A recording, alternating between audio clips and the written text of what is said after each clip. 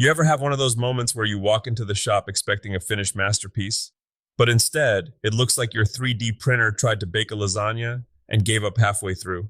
I take it that's what I'm looking at right now? That black blob in your hand? This was supposed to be a custom mounting bracket for the drill press. I used ABS because I wanted it tough, but I forgot that ABS has a personality like a toddler in a grocery store. If it gets even a tiny bit chilly, it throws a tantrum and curls up at the edges. Look at that warp. It's got more curve than a rocking chair runner. And this is exactly why we're doing this today. Welcome to the Tiger Den podcast. I'm Alex, and with me is Tiger, who is currently mourning a bracket. Today, we are doing the deep dive everyone asks for, the big three of 3D printing filaments: PLA, PETG, and the heartbreaker itself, ABS. It's a love guanxi, Alex. Mostly frustration. But when it works, it's magic. But that's the trick. Picking the right plastic for the job so you aren't standing there at Tua Scam wondering where your life went wrong while scraping melted cornstarch off a glass bed. Let's start with the gateway drug, PLA, polylactic acid. Every beginner starts here. It's the set it and forget it filament, right? It really is the old reliable. It's made from fermented plant starch, usually corn or sugarcane, so it smells like a pancake house when it's printing instead of a chemical factory. The thing about PLA is that it's incredibly stiff. People think biodegradable means weak, but PLA actually has a higher tensile strength than ABS. It doesn't stretch. It just holds its ground until it finally decides to snap like a dry twig. I remember you printed that unbreakable phone stand out of PLA last year. Oh, don't bring that up. It was beautiful. Tight tolerances, crisp corners. Then I left it in the truck on a Tuesday in July. I came back and it looked like a Salvador Dali painting. PLA's glass transition temperature is only about 60 degrees Celsius. That's the point where it stops being a solid and starts thinking about becoming a liquid. In a hot car, PLA is basically glorified saltwater taffy. So PLA is for the pretty stuff, the prototypes, the models on your desk, the things that stay indoors and don't have to work for a living? Mostly, yeah. If you're checking if a part fits or you're making a jig for the workshop that's going to sit on a cool concrete floor, PLA is king. It doesn't warp, it sticks to the bed like it's glued there, and the surface finish is usually the cleanest you'll get. But if that part is going anywhere near an engine or a sunny window, keep walking.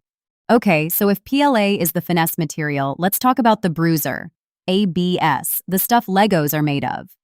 Why is it so hard to print if it's so common in the real world? Because your home printer isn't an industrial injection molding machine. A BS, acrylonitrile butadienostyrene, is incredible because it's tough and it handles heat way better than PLA. It's got this give to it. If you hit it with a hammer, it might dent or deform, but it won't shatter into a million pieces like PLA. But it smells. Like a burning tire fire in a small closet. You really need a dedicated space or an enclosure for it. But the real headache isn't the smell, it's the shrinkage. A BS shrinks as it cools. If the air in your room is 70 degrees and the nozzle is 240, those bottom layers are going to try to pull away from the bed like they're trying to escape a crime scene.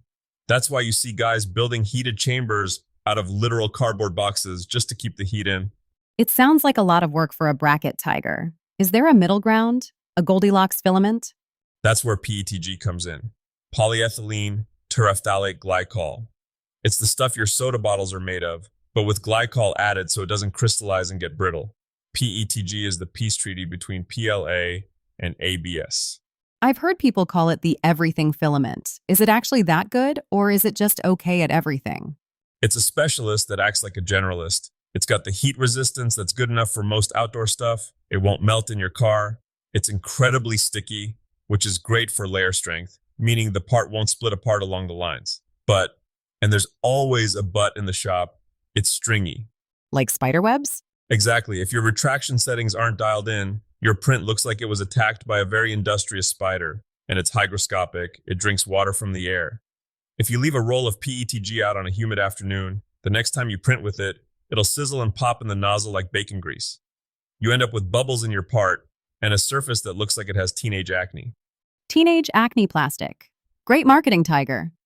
So if I'm a listener and I'm looking at a project, say a replacement handle for a lawnmower, how do I choose? Well, let's walk through the checklist. First, where's it going? If it's outside, PLA is out. UV light and heat will kill it in a month. So now we're looking at PETG versus ABS. And the lawnmower vibrates a lot. Right, vibration means we need impact resistance. A BS is the professional choice there because it can take a beating and it's lighter than the others. But if you don't have a printer with a heated enclosure, you're going to fight that ABS part every inch of the way. PETG is usually the real-world winner for most makers because it's tough enough, easy enough to print on a basic machine, and it's chemically resistant. You spill a little gas or oil on PETG and it just shrugs it off. And What about those snap fit parts, like a battery cover that has to click into place? oh, don't use PLA for that. You'll click it once, it'll sound great, and then the tab will just snap off because PLA has zero memory. It doesn't want to bend, it wants to be a statue. A BS or PETG will actually flex and spring back. Point proven. So let's talk about the hidden costs. Not the price of the spool, because they're all around 20 or 25 bucks, but the cost to your sanity. Sanity is the most expensive thing in my shop. PLA is the cheapest for your brain. You hit print, you go have a sandwich, you come back, and there's a part. PETG is the I need to dry my filament cost? Yeah, you need a dry box or a food dehydrator, and you have to clean your bed religiously. PETG sticks too well sometimes. I've seen it take a literal chunk of glass out of a printer bed because the bond was stronger than the glass itself. You actually have to use a release agent, like a glue stick or hairspray, not to make it stick, but to make sure you can get it off when it's done. It's like putting grease on a cake pan. And ABS is the I need to build a house for my printer cost. And maybe a vent to the outside. But here's the secret weapon of ABS, acetone. You can take a brush with a little nail polish remover, rub it on a rough ABS part, and it melts the surface smooth. You can make an ABS print look like it was injection molded in a factory. You can't do that with PLA or PETG without some really nasty specialized chemicals. That's a game changer for the cosplay folks or people making consumer products. It really is. It turns a 3D print into a finished part. But you've got to respect the process. It's easy to overdo it and turn your detailed carving into a half-melted candle. Okay, let's summarize for the folks at home. Give me the one-sentence vibe for each. PLA is your draftsman. It's precise, it's easy to talk to, but it can't handle the heat of the real world. PETG That's your field tech. It's a little messy, it's got some strings attached, but it'll survive a rainstorm and won't break when things get bumpy. and ABS? A BS is the old school mechanic. Moody, hard to work with, requires a controlled environment, but it's the only one you want under the hood of a car when the going gets tough. I think I'm starting to get why you have 15 different spools of gray plastic on that shelf. They aren't just gray, are they? My wife calls it the wall of indecision, but each one is a different tool. You wouldn't use a framing hammer to set a tiny brass finishing nail, and you shouldn't use PLA to fix a broken handle on your dishwasher. So, what happened to the bracket? Are you going to try ABS again, or are you switching to Field Tech PETG? I'm going to go with PETG. I've reached the age where I'd rather spend 10 minutes cleaning spider webs off a part than 3 hours trying to convince ABS to just stay flat. I'm choosing my battles, Alex. A wise craftsman knows when to stop fighting the material. Exactly. The material always wins anyway. You just have to decide how much skin you want to lose in the process.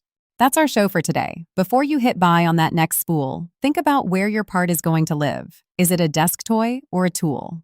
And whatever you do, keep your filament dry and your bed level. The shop is a cruel teacher, but the lessons are worth the tuition. We'll see you next time in the den.